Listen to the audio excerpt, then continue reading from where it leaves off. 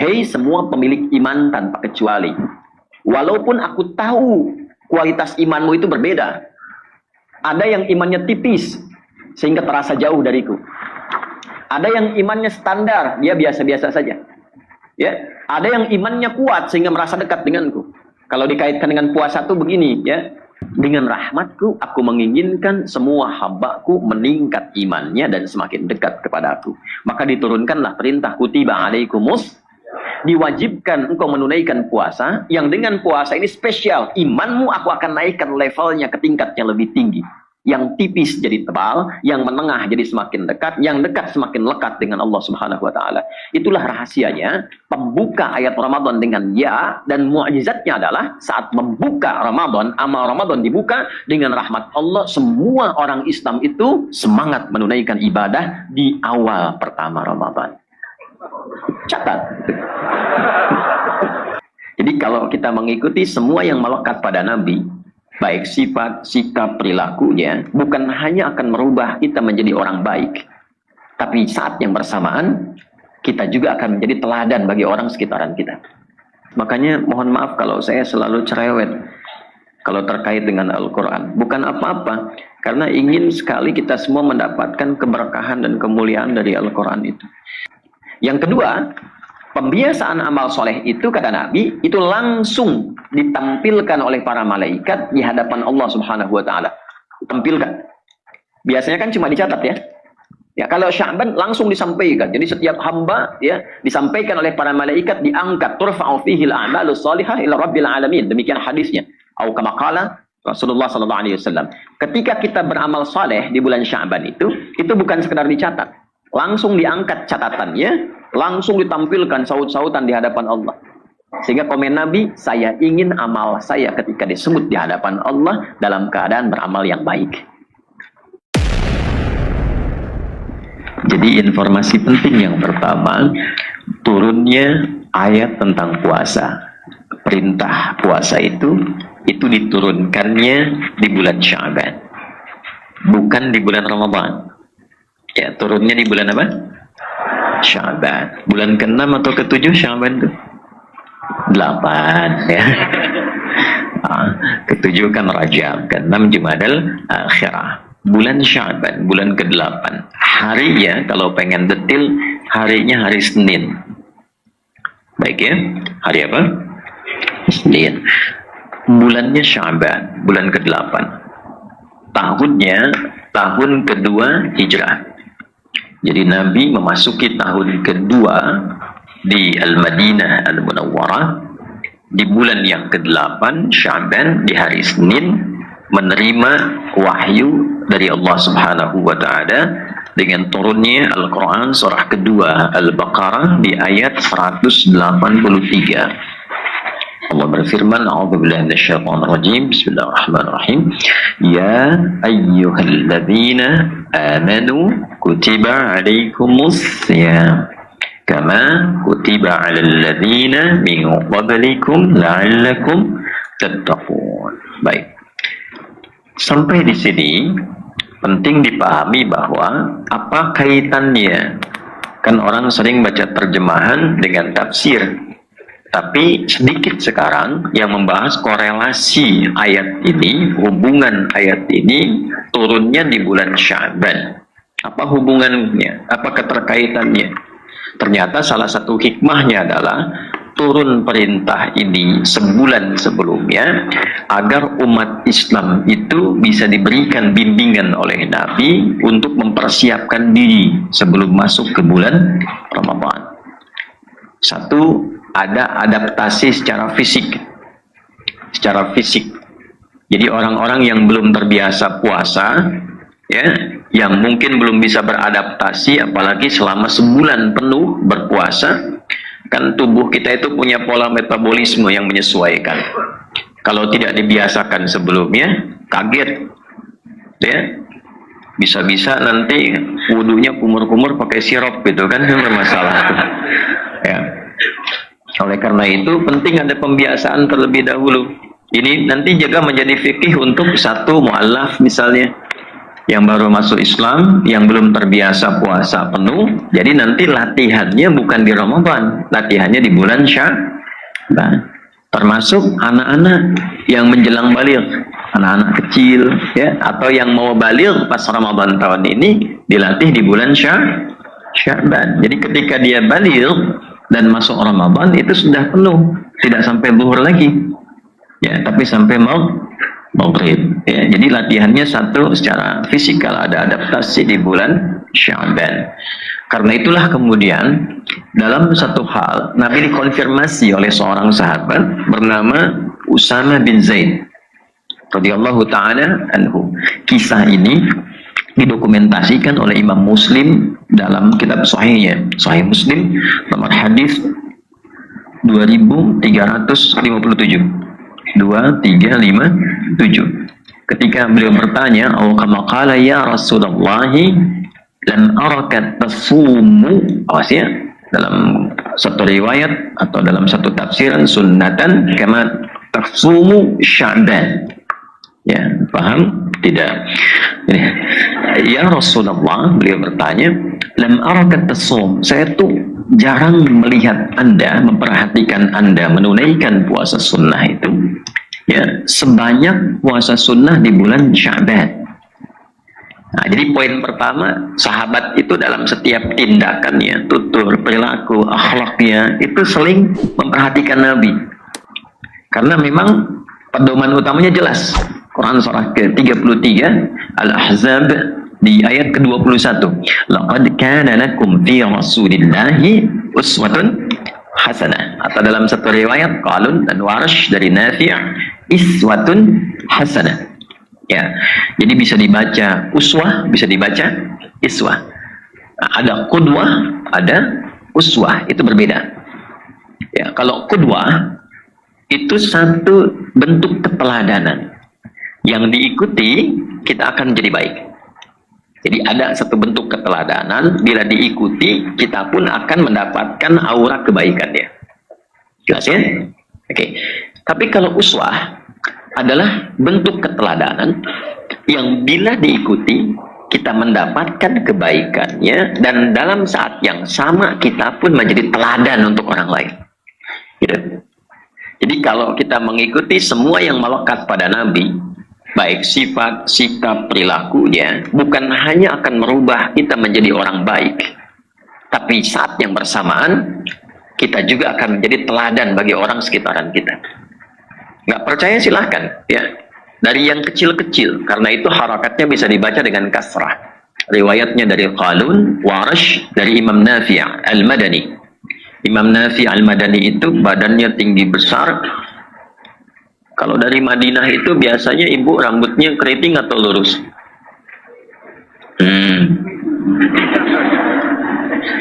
Kulitnya putih atau hitam? Bibirnya tipis atau tebal? Ya terserahlah. Imam Nafi' Al-Madani itu secara fisik, secara ideal, mungkin orang melihatnya tidak biasa, tapi inilah kuasa Allah untuk menunjukkan mukjizat Al-Quran, keutamaan Al-Quran. Secara fisik itu tinggi, kulitnya hitam, bibirnya tebal, pendengarannya bermasalah, tidak terlampau jelas kalau mendengar. Tapi perhatikan bagaimana Al-Quran memberikan sebuah aura yang mengangkat seorang hamba menjadi begitu istimewa.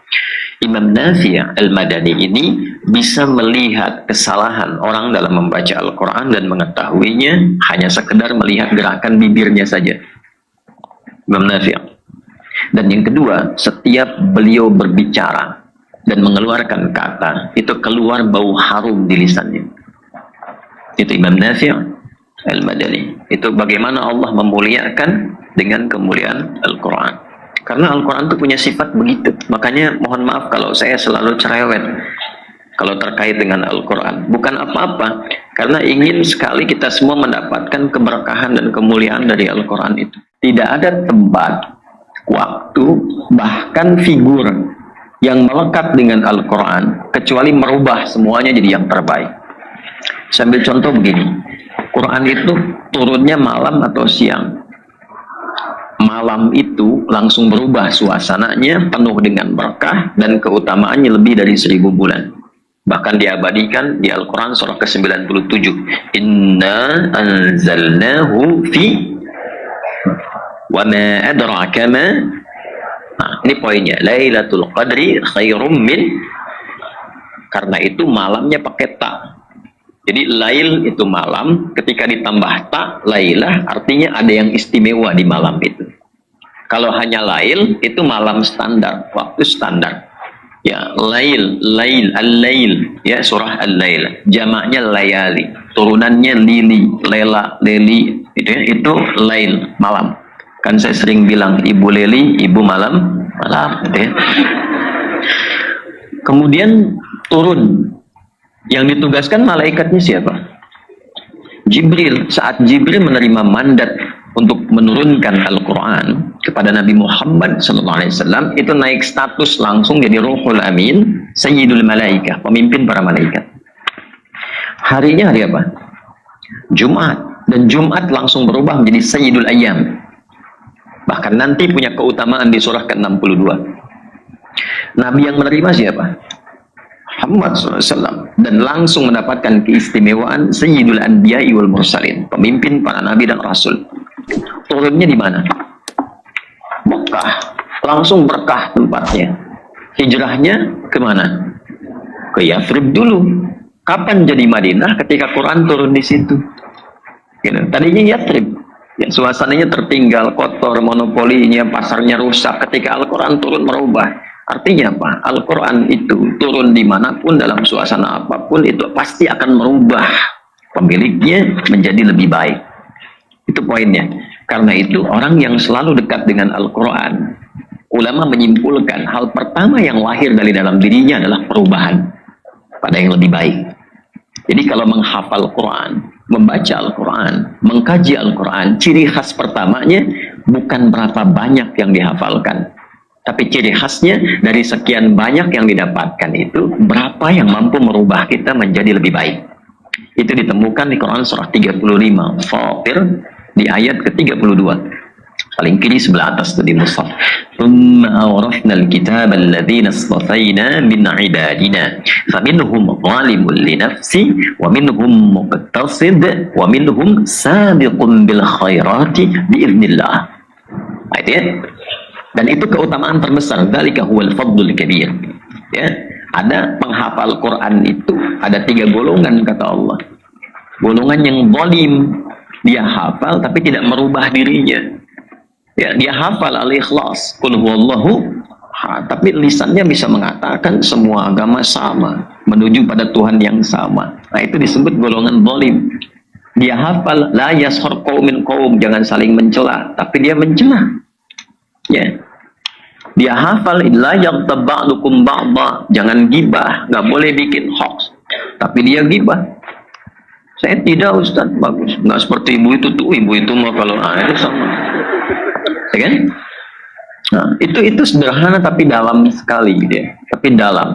Nah, biasanya ciri khas pertama itu ahli Quran itu kesimpulan ulama ya, itu hadir kelembutan. Satu, kalau ahli hadis nanti hujjah.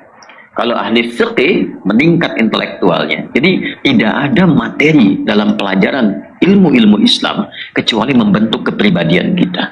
Itu dahsyatnya. Ya, orang belajar matematika cuma jadi pintar menghitung. Menghitung pintar, tapi belum tentu memperbaiki kepribadian. Di Islam itu, makanya sering saya agak rewel tuh kalau bisa sekolahkan ke pesantren, tapi pesantren yang benar. Karena semua turunan ilmu dalam Islam itu membentuk karakter. Gitu. Dan semua judul bukunya itu ada maknanya. Nah, supaya tidak terlampau kita jauh dalam muqaddimah, karena ini kita belum mulai, ini masih pembukaan.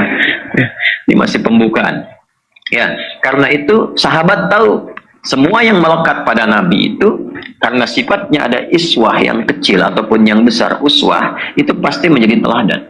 Ya, kalau Anda tidak percaya, ambil yang kecilnya.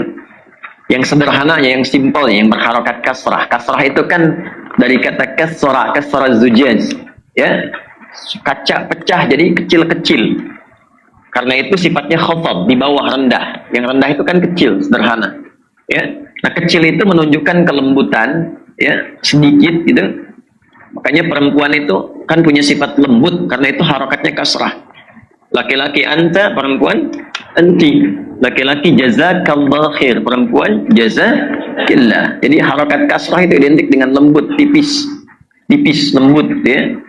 Anda kalau tadi sambil nunggu kajian malam-malam tahajud terus iseng keluar jam 3 dekat pohon tuh ada suara dia misalnya, Anda nggak usah takut, tunjuk aja kasroh ya gitu. Habis itu lari. Jadi nah, praktekkan keluar dari sini cara senyumnya Nabi misalnya. Cara senyumnya aja itu sudah membuat aura yang berbeda. Para sahabat, kembali ke hadis tadi, para sahabat itu nyaris semua aktivitasnya dilakukan dengan standar mengamati perilaku Nabi. Sampai kebiasaan Nabi tahu.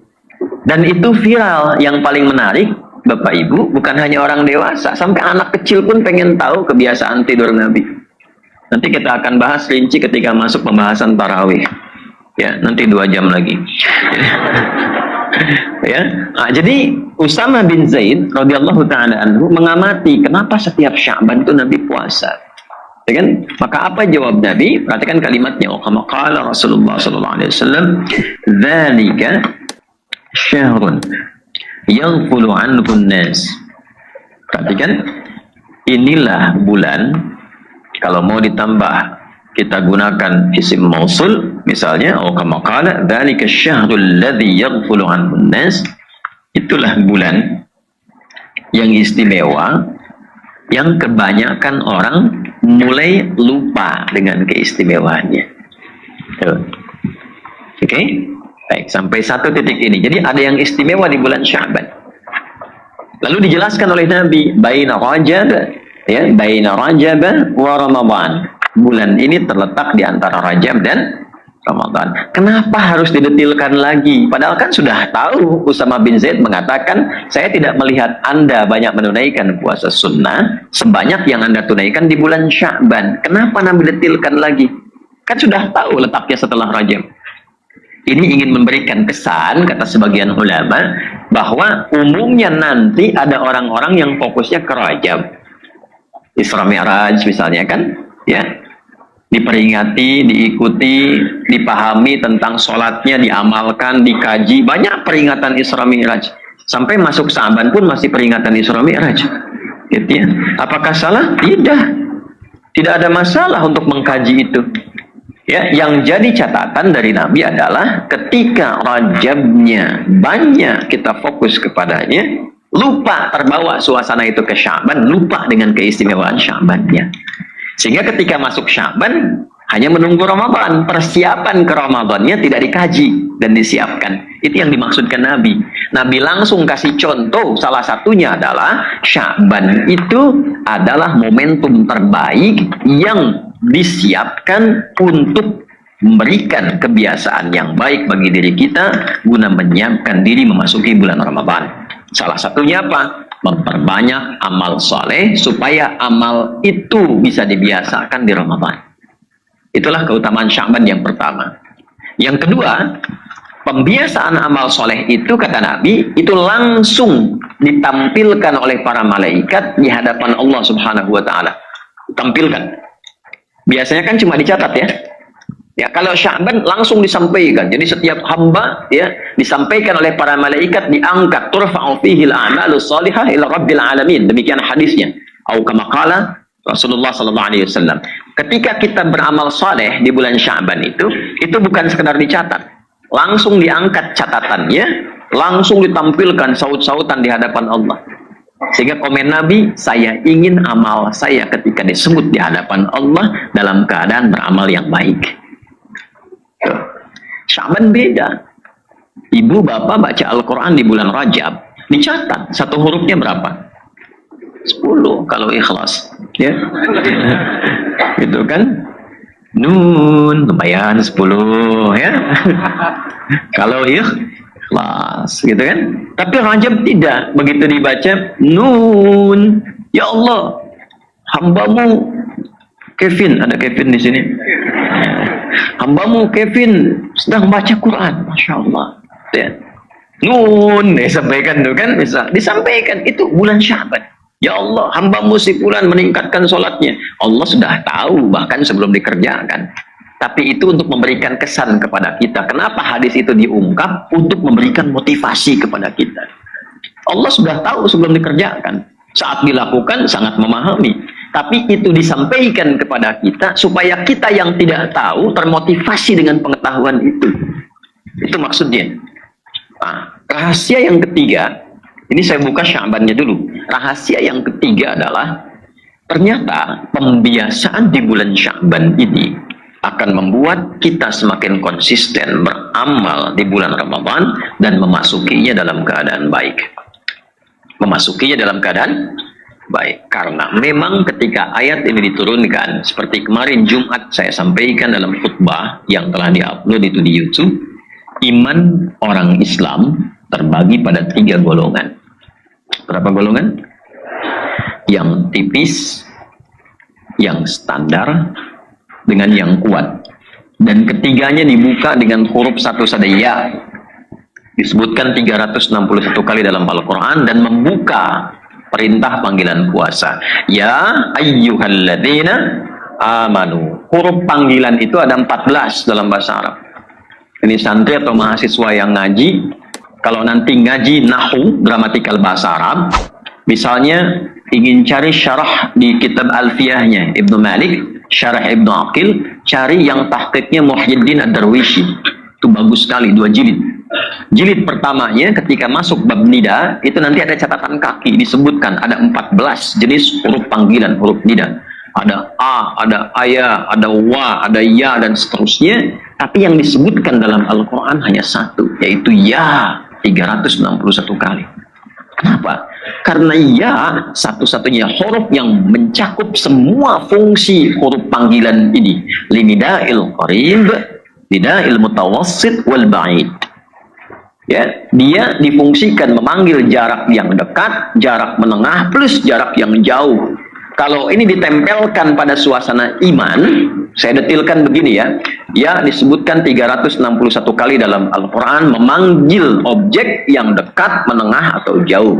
Ayyuha disebutkan 150 kali dalam Al-Quran. Ayyuhnya munada berfungsi menguatkan pesan. Haknya tanbih berfungsi mengingatkan orang yang diberi pesan. Alladzina disebutkan 1080 kali dalam Al-Quran. Itu mencakup semua tanpa kecuali. Objeknya, laki-laki, perempuan, besar, kecil, punya kedudukan, tak punya kedudukan, kaya, cukup, semua tanpa sekat. Jadi kalimat ini kalau ingin diterjemahkan dengan tafsir, bunyinya begini. Hei semua pemilik iman tanpa kecuali. Walaupun aku tahu kualitas imanmu itu berbeda. Ada yang imannya tipis, sehingga terasa jauh dariku. Ada yang imannya standar, dia biasa-biasa saja. Ya, ada yang imannya kuat sehingga merasa dekat denganku. Kalau dikaitkan dengan puasa tuh begini, ya. Kalau iman tipis itu begitu dekat ke Ramadan, ya cepat amat ya Ramadannya. Nah, nanti belum mulai puasa, udah nunggu berapa hari puasanya, kapan bukanya, kapan sahurnya. Ya, iman standar itu begitu tiba ya dijalani begitu saja. Masuk Ramadan ya masuk. Biasa saja, begitu puasa ya puasa, tarawih ya tarawih. Iman kuat itu saking dekatnya hubungannya dengan Allah, bahkan baru selesai Ramadan sudah menunggu Ramadan berikutnya, sudah berdoa. Dia biasakan untuk menjemput, menyambut Ramadan, bahagia sekali ya. Masya Allah, perbanyak doanya, kegembiraannya ditebarkan, bahkan ingin mengajak orang-orang itu kalangan demikian. Saat masuk Ramadan, suasana itu akan terasa. Ini pun yang sekian banyak datang misalnya, atau yang mendengar ceramah ini akan terasa kita itu berada di mana posisinya. Ya? Kalau dikaitkan dengan sholat, karena kalimat iman pertama, konfirmasi pembuktiannya sholat. Ya kan? Alladzina yu'minuna bil ghaibi wa yuqimunas sholat. Itu bisa dicek saat dengar adzan. Saat dengar adzan. Ya, di Quran surah 8 Al-Anfal di ayat yang kedua, innamal mu'minuna alladzina idza dzukirallahu wajilat qulubuhum. Orang yang punya iman itu bisa dicek kata Allah. Gimana ngeceknya? Kalau disebutkan nama Allah, nanti ada getaran frekuensi iman di hatinya. Kapan disebutkan, diperdengarkan di telinga itu? Telinga itu bahasa Arabnya udhun, jamaknya adzan. Jadi diperdengarkan lewat adzan. Dan kalimat pertama yang disebutkan dalam adzan lafaz apa? Allah, Allahu Akbar, Allahu Akbar. Ya, kedengaran kan? Nah itu begitu mendengar itu, konfirmasi frekuensi iman itu langsung ada di hati kita. Ya, gelombangnya itu kuat, itu gelombang iman dalam hati. Beda-beda, kan di hati itu ada gelombang iman, gelombang kasih, gelombang cinta, gelombang takut polisi gitu ya. Ada kan? Kalau pelanggaran kan dari jauh tuh ngelihat polisi sudah terasa kan gelombangnya gitu ya. Ya kan? Nah itu kan beda dengan gelombang iman. Ya, lain-lain. Baik. Jadi ada beberapa hal yang tidak sama. Nah, orang merespon adzan itu juga ada kaitan dengan iman. Innas salata kanat 'alal mu'minina kitaban mauquta. Ya, An-Nisa ayat 103. Orang beriman itu kata Allah, itu bisa dinilai dalam mengenal waktu sholat. Ya. Subuh tadi jam berapa? 4.40, 4.43, 4.42, 4.45 ya. Nggak apa-apa, artinya tempatnya berbeda-beda, terjadi perbedaan pendapat gitu kan. Ya.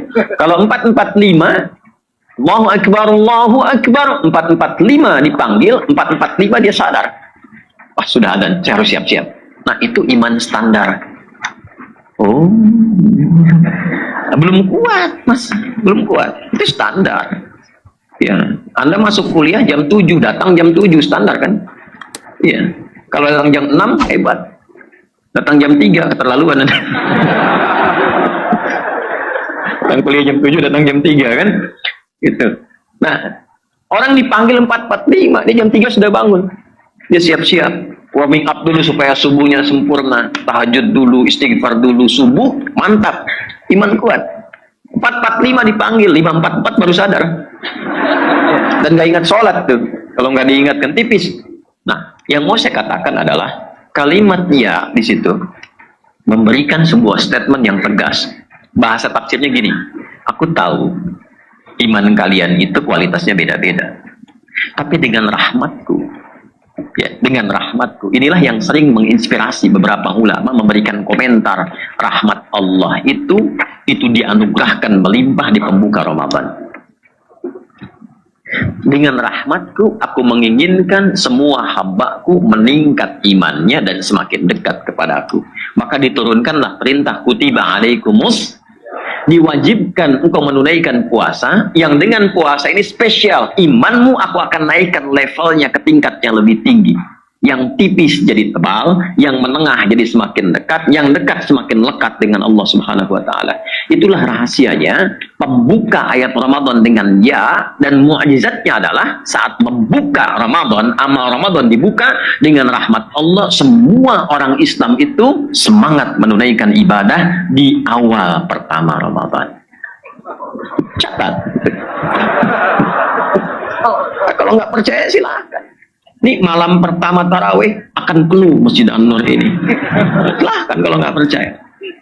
Ya. Itu yang banyak membantu rahmat Allah. Cuman huruf ya aja tuh, ya datang semua. Tapi awal Ramadan, yang nggak biasa ke masjid bisa sak pertama itu. Tapi jangan selalu disimpulkan begitu ya. Ada sak pertama kata Ustadz nih kan. Yang nggak biasa pegang mushaf itu bisa khataman. Ya, itulah dahsyatnya. Tapi awal Ramadan, kan semakin tengah pertengahan Ramadan terjadi kemajuan kan, mushafnya maju, gitu, ya kan? Semakin akhir semakin maju kan. Nah itu bagaimana mempertahankan suasana awal Ramadan sehingga sama dengan pertengahan, sama dengan akhir, bahkan semakin meningkat. Karena rahmat itu terus di awal, terus di pertengahan sampai akhir, bahkan semakin meningkat. Jadi yang awalu rahmat, awsatul maghfirah, akhiru itqum minan nar, ya, itu hadisnya bermasalah. Ya, bermasalah, dhaif, bahkan ada yang menyimpulkan hadis palsu. Yang bermasalah itu sanad. Jelas ya?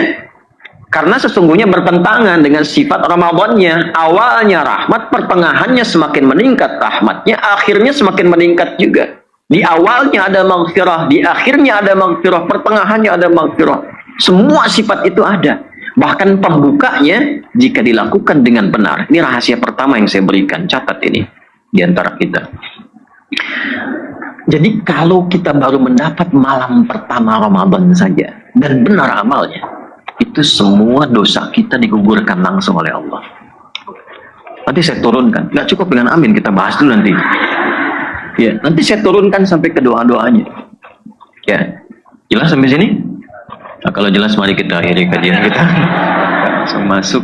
Nah, jadi kalau kita tidak punya kesiapan di bulan Sya'ban ini, satu, fisik nggak siap. Itu poinnya. Dua, kondisi kita nggak baik. Bukan kita, maaf ya. Kondisi orang yang akan ke Ramadan itu nggak baik. Saya nggak mau ikutan maksudnya. Yang ketiga, ini yang paling penting. Nabi mencontohkan, mengajarkan, dan menunjukkan kurikulum Ramadan. Sejak bulan Sya'ban, kegiatan apa saja, program apa saja yang bisa dibuat menjadi kurikulum, supaya kita bisa catat orang sekarang, nanti catatan itu dibawa saat masuk Ramadan, dan punya target. Sehingga nanti tidak bingung, tahu malam mau ngerjain apa, pagi ngerjakan apa, siang melakukan apa, targetnya berapa, begitu caranya. Ya. Bukan sahur, tidur lagi, habis subuh tidur lagi, kerja singgah ke musola, tidur lah kan, nunggu buka gitu. Yang diandalkan hadis palsu kan, tidurnya orang puasa adalah ibadah. Hadis palsu. Jelas. Walaupun maknanya ada yang benarnya jika disandingkan dengan maksiat. Orang tidur itu berpahala ketika diniatkan menghindari maksiat. Oh, gitu ya. Ayo tidur. Tapi kalau saya sedang ngajar Anda tidur, itu maksiat.